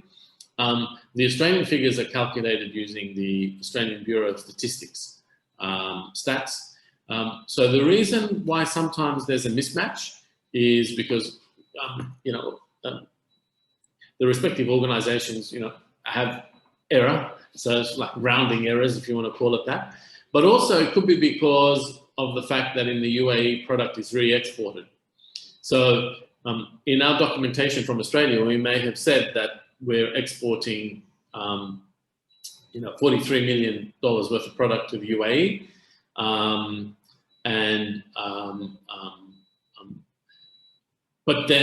so that's recorded as that. But actually, maybe we've shipped $50 million worth, which is what the other figures suggest. But not all of it is coming out in the UAE. So potentially 7 million of that has been re-exported to North Africa or to the subcontinent or to another Middle East market. So that's why you'll find in each of the stats that we look at here, while they're not too far away from each other, the figure being represented from the UAE is higher than the figure represented from Australia, and that's because they're counting it as an import into the UAE, even though it may be continuing on to another market. When we look at meat, again, key retailers on the right there, meat is considered to be a healthy option. The protein gives strength, good for the immune system. They're becoming more aware of the benefits of grass-fed meat, which Australia is more famous for. US meat is more famous for being grain-fed. And they are asking about hormone-free, antibiotic-free meat as well. Online grocery shopping is seeing, even though there's big growth in online grocery shopping, many of the consumers for their meat are still going to supermarkets and hypermarkets to buy the product, because that will then, when they stock that in the supermarkets and hypermarkets, they actually put a flag on top of the meat to show where it's come from. So a lot of the consumers are very careful about the fact that they specifically want it to come from Australia or US or UK, and and not from sort of cheaper producers. Poultry is the dominant meat in the UAE, with over 50% of its value, and then the rest of it is split up between beef, lamb. Like, you don't really see pork because of halal, and of course all the meat that goes into the market there must be halal certified. When we look at the trade data, looking at a very high level, so again 0-2, so only just two numbers out of a possible 8. So this is just all meat and edible meat offal in general. We see that the UAE is a big importer of meat, over $2 billion worth of meat. And the key markets that they're sourcing from, Australia is in the top 2, just behind Brazil. So Brazil is cheaper. And in particular, when you're looking at poultry, a lot of poultry comes from Brazil. When we look at our top export markets of meat, the UAE is the 6th largest. So China is the largest, followed by US, Japan, South Korea, Indonesia, and then the UAE. So a very good market for meat producers. Looking at breakfast cereals, it's, even though it's not a traditional breakfast item in the UAE, because of the westernization and modernization and the expats that are coming in, it's risen in its popularity. It's actually seen a year-on-year growth over the last 5 years of 6% annually, which is pretty phenomenal growth. You see up there on the right, all the big brands are active in the UAE and promoting and trying to grow their market share. Where there's more opportunity, it seems, is in the granola and muesli space, because of that perception of being healthier and better for you. When we look at the code 1904, in which breakfast cereal falls in as a part of, the biggest source markets of product under that code are the UK, Spain, France, USA, so a lot from EU and from North America, which sort of makes sense because that's where the big multinational brands are, and then lower cost producers like Poland, Turkey, India, Saudi Arabia, Oman, and Philippines. When we look at where do we mostly export our cereals that are classified under the code 1904, it's mostly to New Zealand, China, Saudi Arabia, which is a much bigger market than the UAE, Japan, Singapore, US, UK, Thailand, Malaysia, Fiji. So we've got, ABS has got it recorded as about $500,000 US worth goes into the UAE. So it's not a big amount at all. But that category has really strong growth. And if you're a producer of certified organic functional type cereals, there may be a position for you to play. When we look at the edible oils, and there on the right, in this instance, we're sharing the key brands in the market, just like we did with the cereals. It's an essential oil in Arabic and European households. They can't cook without oils. And olive oil is very big. Coconut oil is new sort of to the market, but is understood as being sort of like a good fat, and is part of that growing health and wellness trend. Organic olive oil is sort of leading the growth in the edible oil sort of category. Again, considered for its healthy attributes. Let's have a look at the trade data. So here we've gotten a little bit more specific. Because it's coconut oil, so there are a couple of companies sitting in on this call that produce coconut oil. So we've gone 15, 13, 19, so it's like 6 out of a possible 8 codes. The biggest markets that coconut oil is imported from are from India, Malaysia, Sri Lanka, USA, Indonesia. Australia doesn't feature at all, and it's not a very big exporter of coconut oil to the UAE. Where Australia predominantly exports its coconut oil is to China, New Zealand, France, Singapore, Hong Kong, Chile, even New Caledonia gets more coconut oil than what the UAE does. But that in itself may present an opportunity. So you may be wondering, oh look, that's really good, Najib. I mean, it's great that you can we can study category data like that and trade data like that, but where on earth do we get that information from? So it's not easy. You do have to go look up, spend a lot of time researching lots of websites, unless you want to pay for a subscription with someone like Euromonitor, where a lot of our data comes from, and it's really quite expensive. So Trade Organic, of course, AOL has got its own trade website and is looking to build it up with a library of videos such as these and content that you can access for information. Horticulture innovation. Australia has a lot of reports, which if you're in the fruit and veg space and you're a levy payer, you can have access to. International Trade Centre is where you go to get the trade data, and that's available for free. Australian Food and Grocery Council every now and then does an export report. The one that they did on Indonesia is outstanding. AsiaLink has cultural sort of insights. So if you're looking at demographic data, you may want to have a look at, or demographic insights, you may want to have a look at some of AsiaLink's reports. Export Finance Australia, Export Council of Australia, Austrade, they've all got market insights. MLA, if you're a meat levy payer, you have access to some pretty amazing export data. Similarly, if you're a veg levy payer, you'll get some pretty good data from AusVeg. And of course, from Export Connect, you can read our blogs. We share a lot of insights and information there. And we will soon be launching our Export Connect portal. That'll actually be next month. Very happy to say that we'll be launching then. It's about 90% complete now. And for a very small membership fee, and if you want deep competitor data sets for additional subscription fees, you'll be able to have information such as everything that's being shared here at your fingertips for multiple markets. So that could be good for you to have a look at. And if you go actually to exportconnectportal.com, so not AU, just exportconnectportal.com, you can register your interest, and as soon as we launch it, we'll let you know so that you can become a member and have access to it. In-market competitor review. So this is the other element that we need. So we looked at trade data, we've looked at economic demographic data, we've looked at trends across categories and channels and consumers. So now we need to see who our competitors are. Now, when assessing our competitors, we need to know, what's the brand name, product photos.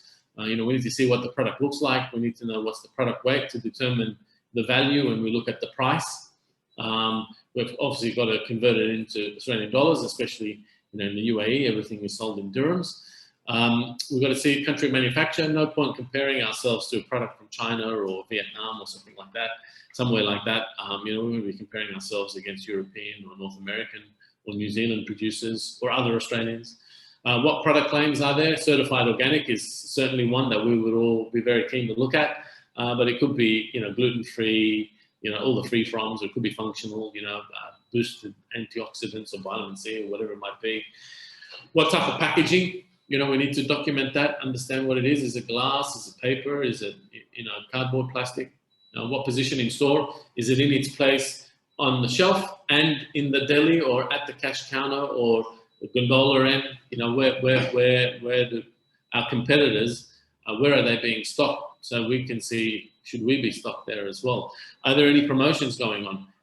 We need to know that, A, so we can understand what type of promotions we should run, but B, to make sure that the price we're comparing against is full price and not a promotional price.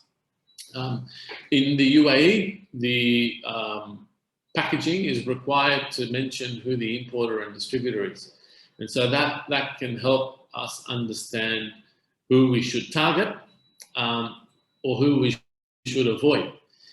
We need to, in these times where you can't travel, if you can have access to people who have people on the ground and can take photos of who your competitors are on shelf, it'd be good to also get a photo of the category, the whole category, so that you can see where brands sit on shelf in your section. That's certainly something that we do because we've got people on the ground in basically all markets that we work in. We now also take videos of the aisle for the categories of our clients to mimic a supermarket walkthrough. If your product is suitable for food service, you need to check the menus of the types of restaurants and cafes that would be listing your product. So we did some work for a client that is a Wagyu beef producer out of WA, and we looked at the top 200 restaurants that stocked that sold Wagyu beef as part of their menu, and we documented the price, sort of the size where they mentioned the size, the marbling if they mentioned the marbling, and also where the meat came from. So most of the high-end restaurants and cafes in the UAE will mention that the meat comes from Australia or US or Japan, or in the case of Wagyu, or the UK. And so this allowed our client to determine value for money when looking at the prices on the menu, what his product could reach for. When you can travel, you can also ask wait staff for what's selling well on their menu. Is your particular ingredient selling well, and where's most of the product coming from? What are most people asking for?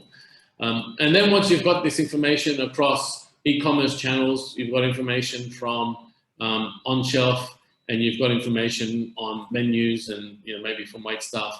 You then start comparing across all the channels and start building a theme or an idea about what's going on, and who your main competitors are, and do you fit? Are you able to articulate your unique selling proposition based on what's in the market? And so when we look at fruit, so we've just got a few here, organic products. Obviously it's like thousands of products. So this is just to give those of you that have fruit on this call, produce fruit, you can get an idea of what kind of prices there are in the market, and you see it's quite varied. From small size product to slightly larger size product, and prices varying from $4, $5, all the way up to over $10, depending on what the fruit is. When we look at vegetables, similar scenario.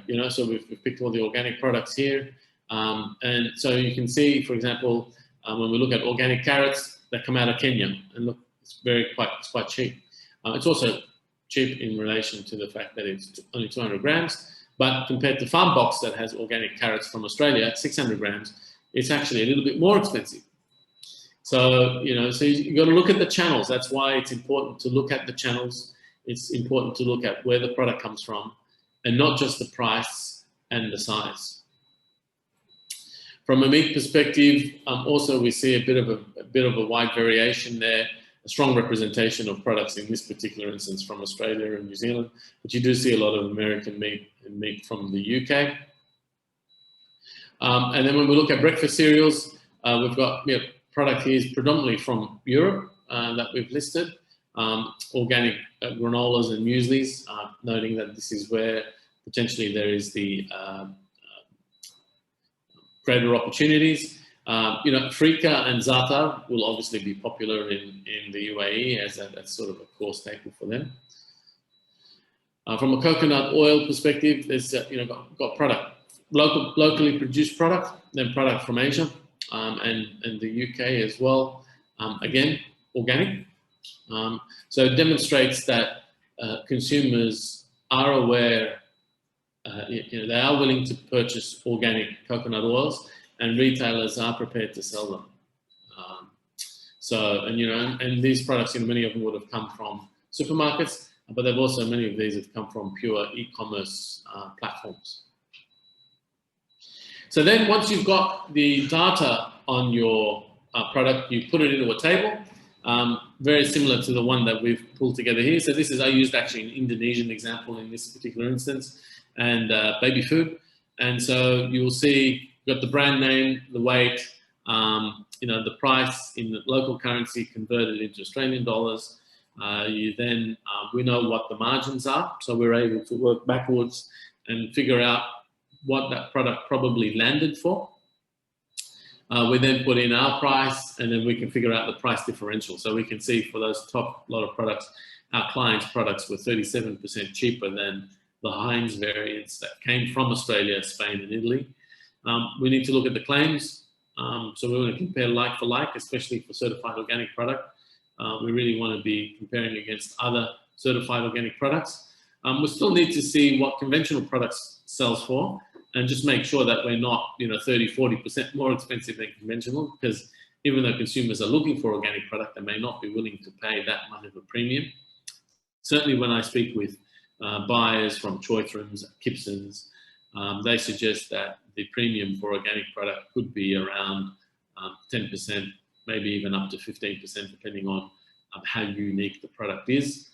We need to see what packaging is being used and where it's stored in store, and if there have been any promotions run. And then once we've got all the competitor data, economic data, demographic data, trade data, we build our market selection scorecard. And so this is where then we attribute a score to each key indicator. So here are the key indicators we're looking at: GDP growth rate, GDP per capita, consumer trends, where we look at the trends and give it a score out of 5. Ease of doing business, channel trends, baby food, category, retail sales value, and then growth. We look at the trends, we look at the import data, growth in the import data, and then we put a lot of emphasis on competitor review. So that's sort of just a feel assessment there. How do we feel we are in terms of being competitive? And so in this particular example, we're looking at the baby food, and we scored it for Singapore, Thailand, Malaysia, Hong Kong, Indonesia, and UAE. And at that point in time, when we did this study, this is a couple of years ago, it came up that for our client, the best market marginally was Hong Kong, based on all this criteria.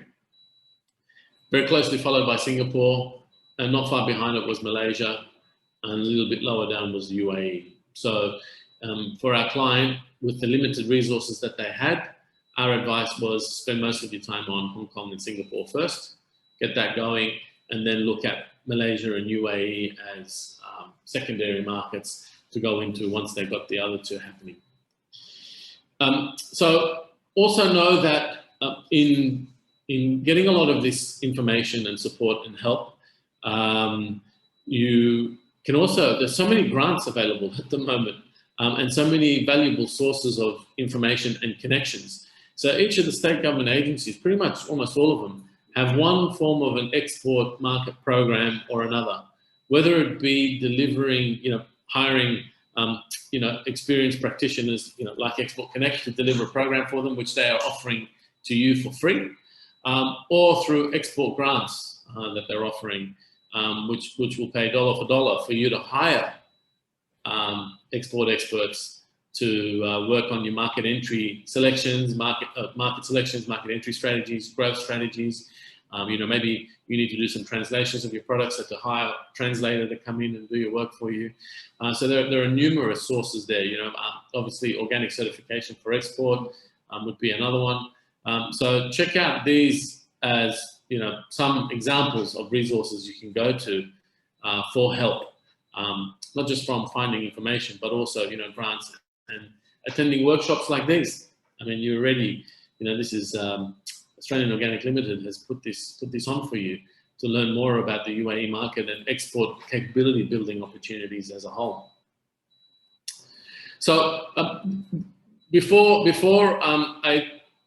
take a short break, and then we'll hear from Owen on organic certification for export. We've got 3 very quick questions we'd like to ask. This is very important for us and for Australian Organic Ltd in understanding whether we're hitting the mark with the kind of content that we're covering, because there are going to be many more workshops we're delivering over the next few months, which hopefully many of you will be able to attend if they're markets of interest. We're still going to be covering Thailand and Vietnam and Indonesia and Japan and South Korea, and so there's quite a fair bit more. So if you could please, up to now, score your overall experience with this workshop or webinar, with 1 being poor and 5 being excellent. if you could just share with us whether you would recommend this workshop to industry peers, so other certified organic food businesses or stakeholders, if you're a stakeholder that are interested in developing export markets, and whether you'd be willing to provide a testimonial for your experience with this workshop so far. That doesn't mean we're going to hound you for a testimonial. We just want to know who would be willing to share one, because sometimes when organisations like Australian Organic Limited want to put on programs to help certified organic food producers expand into export markets, in their submissions to government to get funding to do so, it's always important to include feedback from businesses that have attended past events and webinars and programs to see what they've said. So I actually can't see the poll results. So have we got most of the responses in? So we've got just a few more. So I think a couple of you are still putting your results in. So if you can pull those in before we move on to the next part. Just like about another 10 more seconds. Give you a chance to send them in. Thank you for sending these in. This is really helps us in AOL. All right, we've got most in now. Okay, perfect. We'll close it there. So, time for another break before we hear from Owen. So time now is 1:07. So let's come back at in exactly 10 minutes. So 1:17. We're being very specific here. 1:17. So just a little bit past 1:15, and then we'll hear from Owen. And then if you've got any questions from the section that I've delivered, any questions from the cultural part, and of course, as Owen speaks, and you've got any questions, please send those through, because then after he finishes, both Owen and I will be available for any to answer any questions through a Q&A session. So we'll see you all in 10 minutes, 17 past.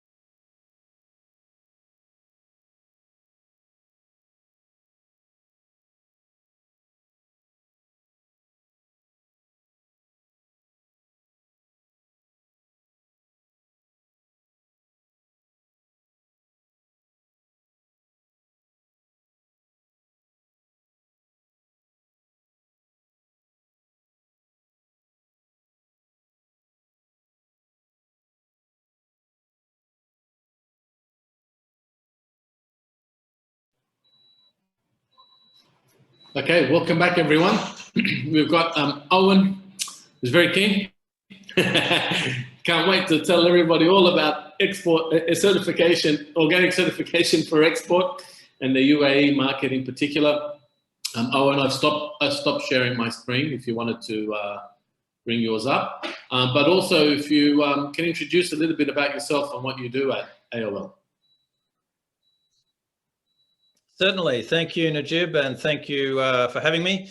It's been a great couple of hours so far. Some really good insights into that market. Unfortunately, I haven't been to UAE. I've been to many countries, but I haven't had the opportunity to go there. So hopefully one day I will be able to. My name's Owen Gwilliam. I'm Chief Technical Officer at Australian Organic Ltd, the industry body for organic producers and manufacturers and so on. I've worked for about 20 years in organic certification, but now not working directly in certification, now working more in industry work, including working on policy, working with the government on market access issues. So I especially enjoyed the opportunity to talk a little bit about specific market access issues that may exist. And today I'll be talking a little about United Arab Emirates and exporting organic produce there. I will just change over to screen share.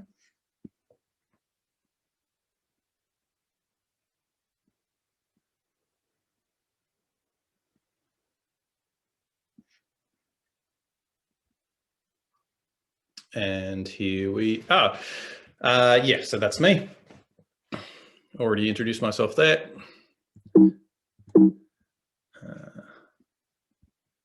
Okay, there we go. So to export certified organic produce or any produce with organic in the trade description into UAE, there are basically two steps. One step is getting it out of Australia and the next step, getting into UAE. So firstly, to talk about exporting from Australia produce that is labelled as organic, either on the packaging or in the accompanying documents for export. So that if there's a trade description of organic or biodynamic or biological or ecological, technically, you are required to comply with the Export Control Act.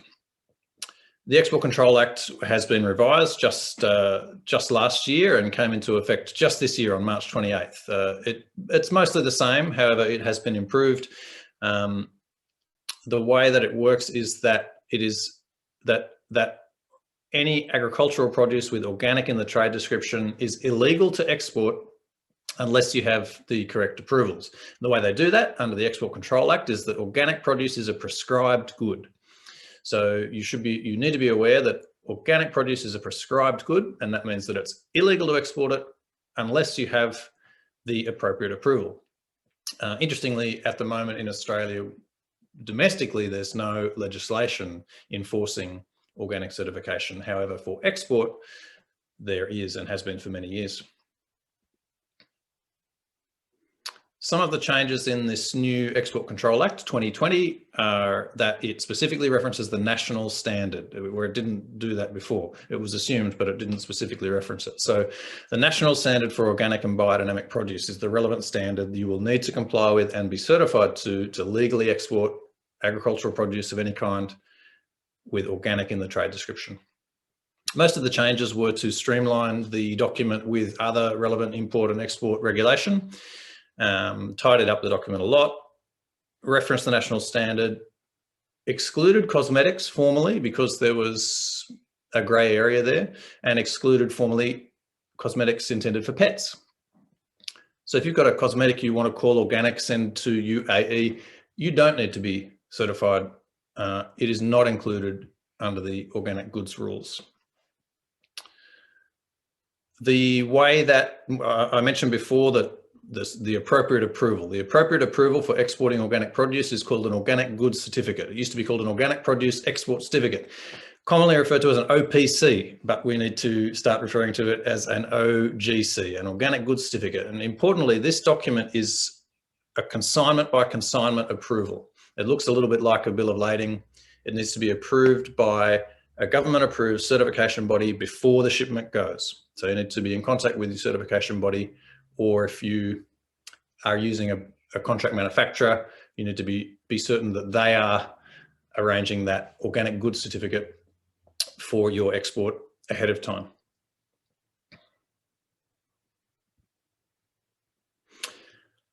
now that you've got the produce out of the country, getting it into different markets around the world can vary.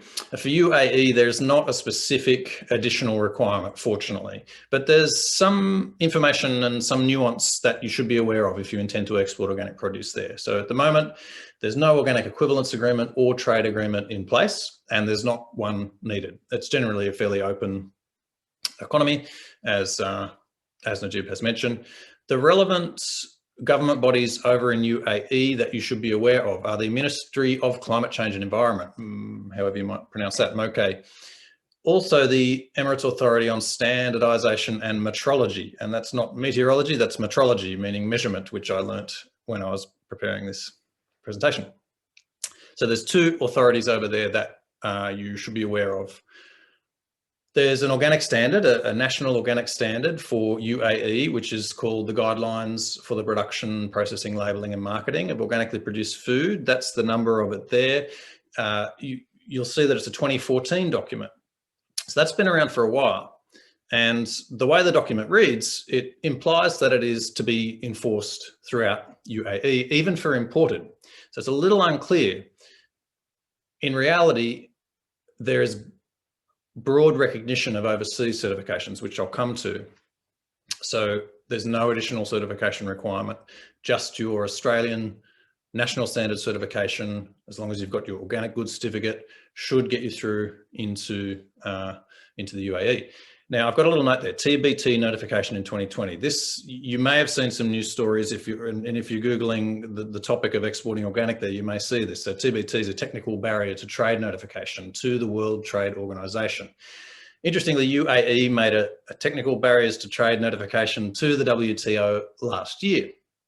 And from that stem some stories like, oh, UAE's looking at a new organic standard or nationally enforced organic standard. But the details of the TBT from last year were simply the guidelines for the production, process, labelling and marketing of organically produced food from 2014. So it was the same standard. So there's a little bit of not sure what's going on with that.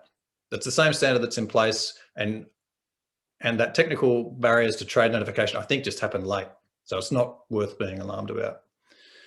There's one other standard that may be relevant, and this is, there is the number there on your screen. It's specifically related to pesticide residues and contaminants in organic food. And this can be, I'm not aware of this ever being an issue with UAE, but in some jurisdictions, in some export markets, you may have all of your organic certifications, organic goods certificate, everything in place, and then they may do a residue test of the produce at the port over there. And I have seen this happen, but not for UAE. And if the lab test that they do shows up, even sometimes a very low residue, and obviously residues should be absent in organic food, but in reality, sometimes they are there for historical reasons or unavoidable reasons at very low levels. And that can then restrict that product being for sale in that marketplace. I'm not aware of any specific issues with UAE, but that's another standard you should be aware of, the maximum limits for pesticide residues and contaminants in organic food. You may want to control the potential business risk for you and do some residue testing if there's any differences in that standard from ours over here. Hope that makes sense. If not, ask a question once I've finished. A little bit more info. As I mentioned, the MOCE are in charge of approving or allowing organic produce in. And while this reference I have here is not in that standard from 2014, and it also is only relevant for some product types, but it does say on the MOCE website that a valid certificate either by the Emirates Authority or a certificate from Europe, America, Japan, etc., Australia. So it's a broad recognition of overseas certifications that they have implemented and are continuing to follow, even though they do have a domestic standard and they do have the logo, which you can see to the right here, which is not yet enforced for imported products. However, if your customer and your market wish to have that local logo, perhaps for recognition purposes, you would need to be certified also with a a certification body over in the UAE, and there are several. But it's not a mandatory logo for imported products, and Australian National Standard Certification is recognised. However, worth checking out. I think I've got another slide here to say, just to be prepared.